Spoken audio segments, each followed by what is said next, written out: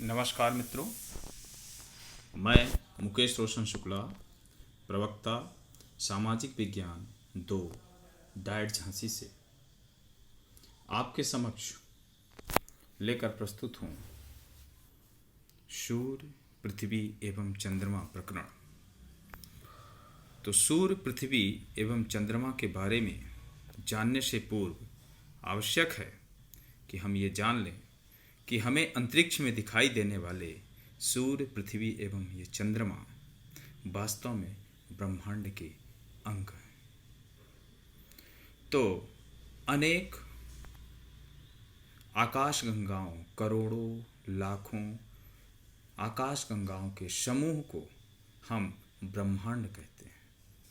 इस यूनिवर्स में करोड़ों आकाश गंगाएं हैं और लाखों करोड़ों तारों का समूह मिलकर के आकाश गंगाओं का निर्माण करता है। और इन लाखों करोड़ों सौर मंडल मिलकर के तारा समूहों का निर्माण करते हैं और एक सौर मंडल का सामान्यतः एक तारा मुखिया होता है। और इसी तारतम्य में हमारा एक सौर मंडल है जिसका मुखिया हमारा सूर्य है।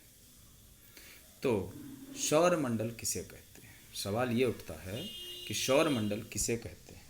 लेकिन सौर मंडल को जानने से पहले हमें ये जान लेना जरूरी है कि ये सूर्य, चंद्रमा, उपग्रह, ग्रह ये सब क्या है। तो सामान्य शब्दों में हम इनको सेलेस्टियल बॉडीज या खगोलीय पिंड कहते हैं।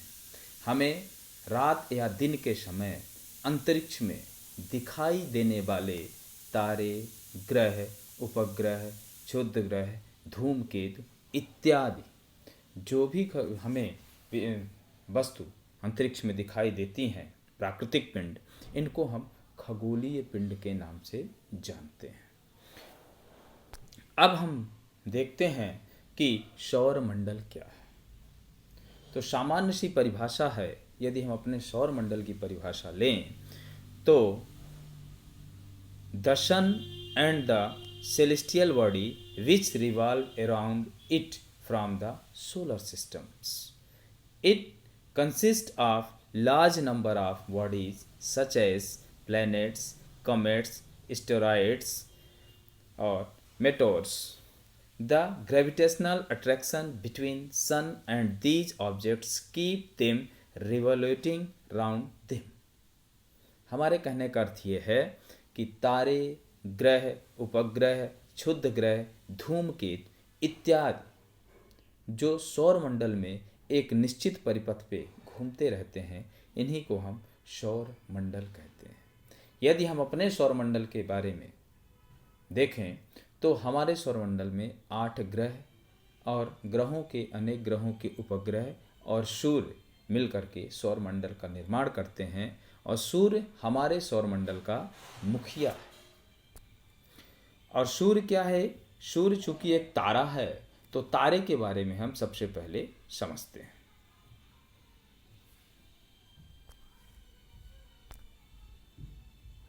ये जो चित्र में दिखाई दे रहे हैं, ये सब किसी न किसी प्रकार के खगोलीय पिंड हैं और इन्हीं में से चमकते हुए रात के समय ये छोटे छोटे जो बिंदु दिखाई दे रहे हैं, यही हमारे तारे हैं। फिर तारा क्या है? तो कुछ खगोलीय पिंड जो होते हैं विशाल आकार के होते हैं और इनका निर्माण वायु एवं धूलकण राशियों से होता है और इनका खुद का प्रकाश एवं ऊष्मा होती है और इनका आकार विशालकाय होता है। इन विशालकाय खगोलीय पिंडों को हम तारा कहते हैं।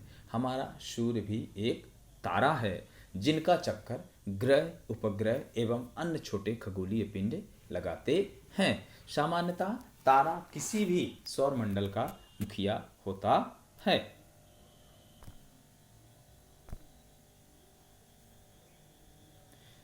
सूर्य से दूरी के कारण ये तारे हमें क्या है, बहुत छोटे दिखाई देते हैं। जैसे आप चित्र में देखिए तो ये साफ रात है जिसमें ये जो छोटे छोटे चमकते हुए खगोलीय पिंड दिखाई दे रहे हैं, यही खगोलीय पिंड तारे हैं। वास्तव में ये छोटे नहीं हैं, लेकिन ये हमसे बहुत दूर होने के कारण ये हमें छोटे दिखाई देते हैं। अब हम अपने सौरमंडल के मुखिया सूर्य के बारे में जानेंगे। तो सन क्या है? The sun is the centre of solar system. सूर्य हमारे सौरमंडल का केंद्र बिंदु है। It is huge and made up of extremely hot gases. सामान्यतः सूर्य का निर्माण हीलियम, हाइड्रोजन और अन्य तत्वों से हुआ है, जिसमें हाइड्रोजन 71% है, हीलियम 26.5% है और अदर जो मैटर्स हैं दोज आर द 2.5%। तो इस तरीके से हम कह सकते हैं कि मुख्य रूप से सूर्य का निर्माण हाइड्रोजन और हीलियम के कारण हुआ है। The sun is the ultimate source of heat and light of the solar system. जो ये सूर्य है हमारे सौरमंडल का एकमात्र स्रोत है जो हमें गर्मी और प्रकाश प्रदान करता है। चूंकि सूर्य के अंतर्गत नाभिकीय संलयन प्रक्रिया होती है, सूर्य के अंतर्गत नाभिकीय संलयन प्रक्रिया होने के कारण क्या है कि ये ऊष्मा एवं प्रकाश पैदा होता है। और इसके बाद यदि हम आगे देखें तो इसी सूर्य की कुछ प्रमुख रोचक चीजें हैं। सूर्य का जो हमारी संरचना है, सूर्य की संरचना मुख्य रूप से 3 भागों में विभाजित की जा सकती है। आंतरिक भाग, मध्य भाग और बाह्य भाग, जिसको हम क्रोमोस्फियर, फोटोस्फियर और कोरोना के नाम से जानते हैं। तो इसमें सबसे आंतरिक भाग बहुत गर्म होता है और इसका तापमान लगभग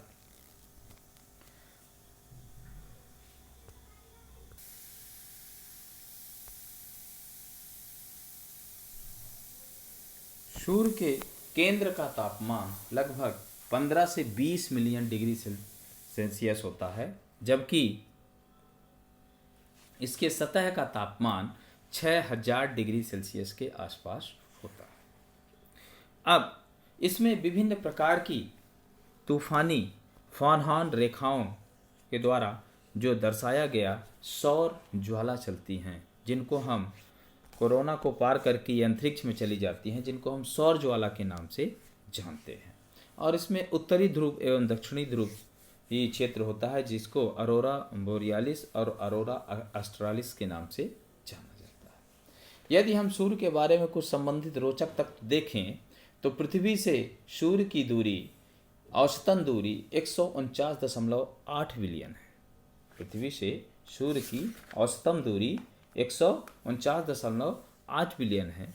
और यदि हम इसमें अधिकतम और न्यूनतम को देखें तो सूर्य से अधिकतम दूरी जो पृथ्वी की है वो 15.21 करोड़ किलोमीटर के आसपास है, जिसको हम अपसौर बोलते हैं जिस स्थिति को, और न्यूनतम दूरी 14.7 करोड़ किलोमीटर है, जिसको हम उपसौर के नाम से जानते हैं।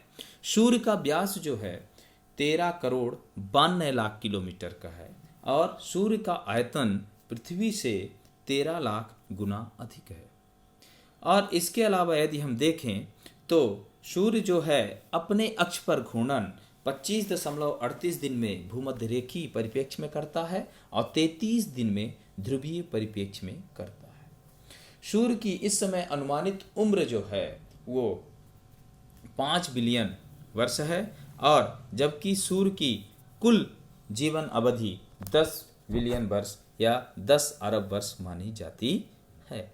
सूर्य से निकला हुआ प्रकाश हमारे पृथ्वी तक 8 मिनट 16 सेकंड में पहुंच पाता है। क्यों?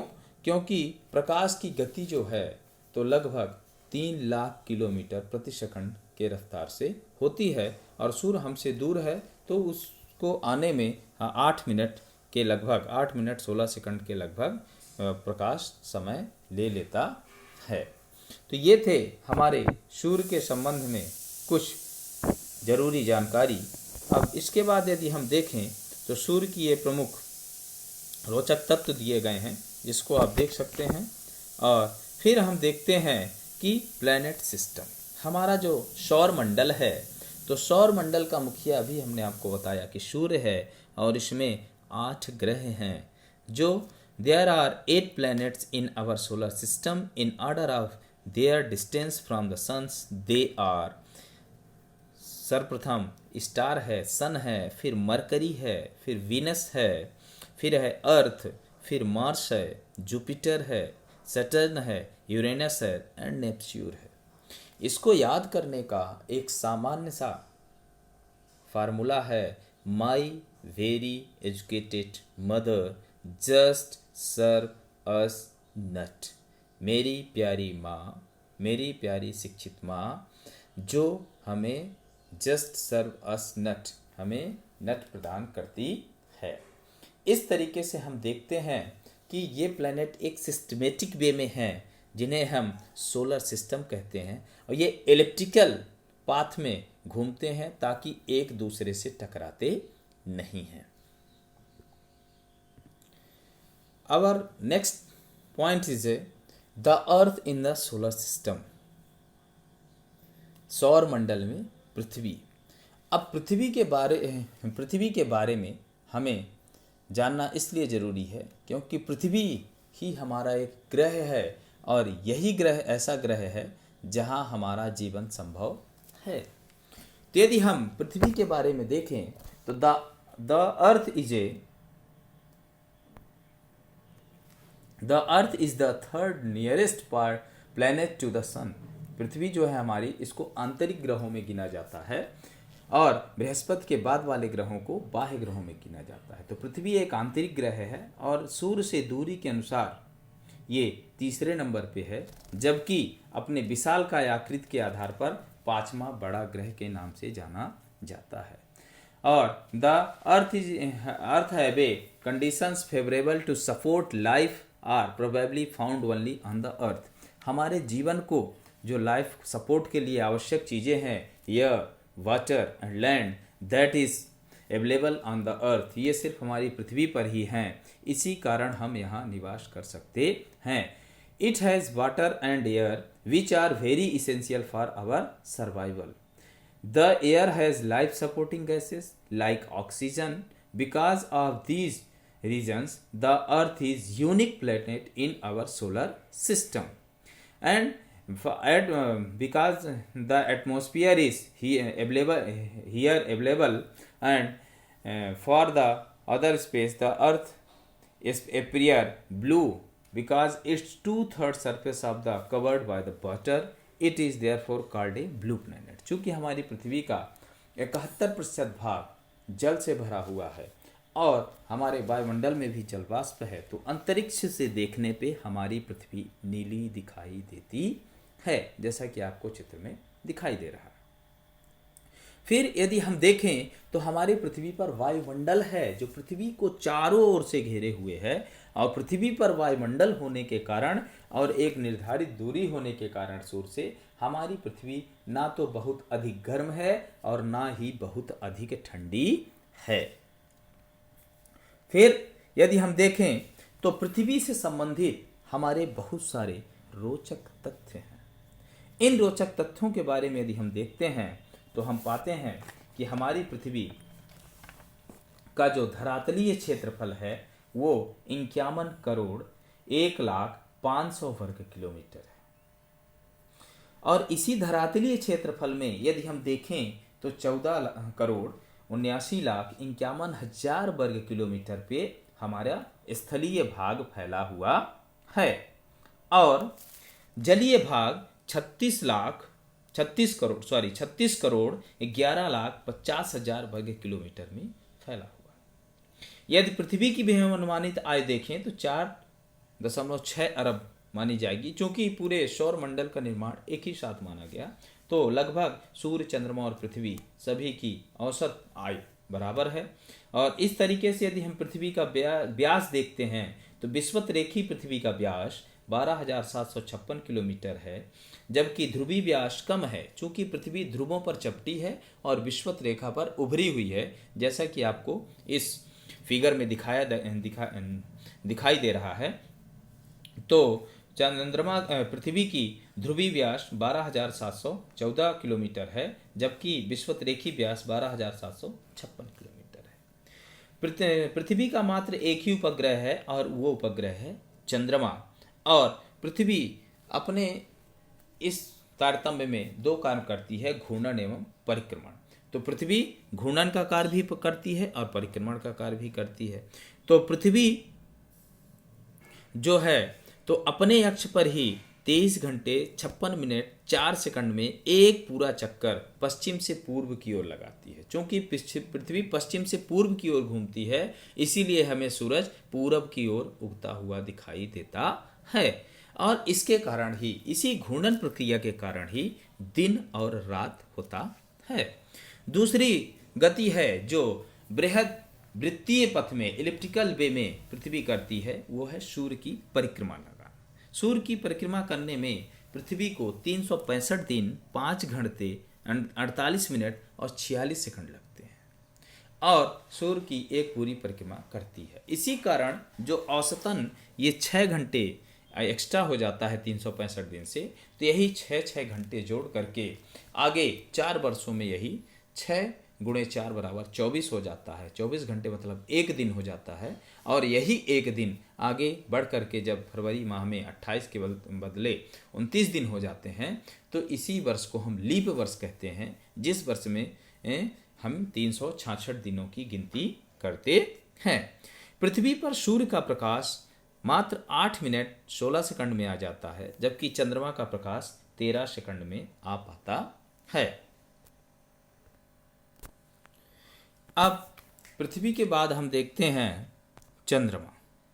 क्योंकि चंद्रमा जो है तो चंद्रमा पृथ्वी का उपग्रह है। और उपग्रह किसे कहते हैं? उपग्रह वह खगोलीय पिंड है जो ठोस एवं द्रव्य पदार्थों से बना होता है और ये अपने ग्रह का चक्कर लगाने के साथ साथ तारों का भी चक्कर लगाता है। तो चंद्रमा से संबंधित कुछ रोचक तथ्य हैं कि चंद्रमा दीर्घवृत्ताकार पथ में पृथ्वी की परिक्रमा करता है और पृथ्वी की परिक्रमा करने के साथ साथ इसके सूर्य की भी परिक्रमा करता है। तो पृथ्वी से चंद्रमा की दूरी सामान्यतः 3,64,000 किलोमीटर है और ये उपभु है, मतलब न्यूनतम दूरी है। और अधिकतम दूरी कितनी है? 4,06,700, जिसको हम अपभु बोलते हैं, उपभु और अपभु। और औसत दूरी पृथ्वी की चंद्रमा से 3,84,000 किलोमीटर मानी जाती है। चंद्रमा की अक्षीय गति 3,0680 किलोमीटर प्रति घंटे की रफ्तार से है और चंद्रमा का जो व्यास है पृथ्वी से 0.27% ही है। चंद्रमा का व्यास 3,476 किलोमीटर माना जाता है। चंद्रमा का द्रव्यमान 0.0123 पृथ्वी के द्रव्यमान के बराबर है। चंद्रमा का औसत घनत्व 3,340 किलोग्राम प्रति घन मीटर है, जो चंद्रमा के औसत घनत्व का 0.60% है। चंद्रमा के सतह का तापमान दिन में 110 डिग्री सेल्सियस और रात में -110 डिग्री सेल्सियस के आसपास मिलता है। एक नक्षत्र दिवस चंद्रमा पर 27 दिन 7 घंटे 43 मिनट और 11.5 सेकंड का होता है और इसी 27.5 दिन में ही चंद्रमा जो है अपनी घूर्णन की क्रिया और परिक्रमण की क्रिया दोनों पूर्ण कर लेती है। और चंद्रमा के घूर्णन एवं परिक्रमण की क्रिया एक ही समय में पूरा करने के कारण ही हमें चंद्रमा का पूरा भाग दिखाई नहीं दे पाता है। हम चंद्रमा का मात्र आधा भाग ही देख पाते हैं।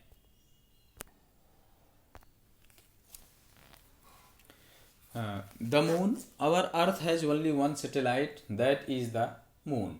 Its diameter is only 1/4 that of the earth. It appears so bigger because it is near to our planets. क्योंकि चंद्रमा हमारी सूर्य से बड़ी दिखाई देती है, इसका ये नहीं है कि चंद्रमा सूर्य से बड़ी है। क्योंकि चंद्रमा सूर्य से बहुत नज़दीक है, पृथ्वी के पास है, इसलिए बड़ा दिखाई देता है।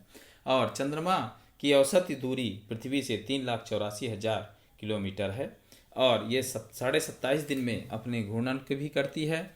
The moons moves around the earth in about 27 days. It takes exactly the same time to the complete one spin. As a result, only one side of the moon is visible to us on the earth. The moon does not have conditions favorable for the life. It has neither water or nor air. It has mountains, plains, and the depressions of its surface. हम देखते हैं कि चंद्रमा पे हमारा जीवन संभव नहीं है, क्योंकि विभिन्न वैज्ञानिक खोजों के द्वारा अब हमें ये स्पष्ट हो गया है कि चंद्रमा पे अभी जीवन संभव नहीं है। वहाँ पर चूंकि वायुमंडल कम है, वायुमंडल कम होने के कारण चंद्रमा पर जीवन संभव नहीं है। यदि हम चंद्रमा की सतह की बात करें तो चंद्रमा का सतह खुरदुरा है, पृथ्वी की तरह ही है। इसमें गहरे खड्ड हैं और विशाल पर्वतों की आकृतियां दिखती हैं, और यहाँ किसी भी प्रकार से पानी या वायुमंडल की उपस्थिति नहीं है। अब अगला तारतम्य में हम देखते हैं the faces of the moon, चंद्रमा की कलाएं। तो चंद्रमा की कला क्या है? चंद्रमा की कला का अर्थ है कि इन अपने घूर्णन एवं परिक्रमण क्रिया के दौरान चंद्रमा किस किस स्थितियों को प्राप्त करती है। तो इसमें यदि हम देखें तो आपको जैसे कि फिगर में दिखाई दे रहा होगा कि चंद्रमा लगभग पूरी क्रिया 15 दिन में, उसका जो पाक्षिक मास होता है तो 15 दिन कृष्ण पक्ष रहता है और 15 दिन शुक्ल पक्ष रहता है। आप देखिए 15 दिन चंद्रमा का हमें अंधेरा भाग दिखाई देता है, 15 दिन हमें उजाला रहता है, जिसको हम कृष्ण पक्ष एवं शुक्ल पक्ष के नाम से जानते हैं। जिस दिन चंद्रमा हमें पूरी दिखाई देती है तो उसको हम कहते हैं कि आज पूर्णिमासी है, चूँकि पूर्ण चंद्रमा चमकती हुई दिखाई देती है। और जिस दिन हमें चंद्रमा का कोई भाग दिखाई नहीं देता, एकदम काली अंधेरी रात होती है, उसको हम अमावस्या की रात बोलते हैं। तो अमावस्या की रात को हम न्यू मून बोलते हैं, क्योंकि इस दिन से हमें धीरे धीरे चंद्रमा अगले दिन से दिखाई देना शुरू हो जाता है और सप्तमी अष्टमी के दिन के आसपास आधा चंद्रमा दिखाई देने लगता है और धीरे धीरे ये बढ़ता चला जाता है और एट लास्ट ये फुल मून की ओर चला जाता है। इस तरीके से हम देखते हैं कि पूर्णिमासी और अमावस्या चंद्र कलाओं में निहित हैं। इसके बाद यदि हम देखें तो the 15 night after the full moon night when the moon is not visible at all in the sky it is called the new moon. जिस दिन 15 दिन के बाद जब हमें चंद्रमा दिखाई नहीं देता है तो उस रात्रि को हम क्या बोलते हैं? Full moon. But a night when the moon is visible from the earth as a full sphere is called the full moon night. You can see the full moon only once in about a month's time. आप पूरे महीने में मात्र एक ही बार पूर्ण चंद्रमा देख सकते हैं, जिसको हम पूर्णमासी के नाम से जानते हैं। इसके बाद यदि हम आगे देखें तो हम पाते हैं कि सूर्य ग्रहण और चंद्र ग्रहण। सूर्य ग्रहण अधिकांशतः अमावस्या के दिन होता है और चंद्र ग्रहण अधिकांशतः पूर्णिमा के दिन होता है। पूर्णिमा के दिन ही चंद्र ग्रहण होगा, क्योंकि तभी हमें चंद्रमा दिखाई देगा और उसका कुछ भाग ढक लिया जाएगा। तो कभी कभी क्या होता है कि सूर्य, चंद्रमा और पृथ्वी एक सीधी लाइन पे आ जाती हैं, तो जिससे जब सूर्य, चंद्रमा और पृथ्वी एक सीधी लाइन पे आती हैं तो इस स्थिति को हम अमावस्या बोलते हैं और उस दिन सूर्य ग्रहण पड़ता है।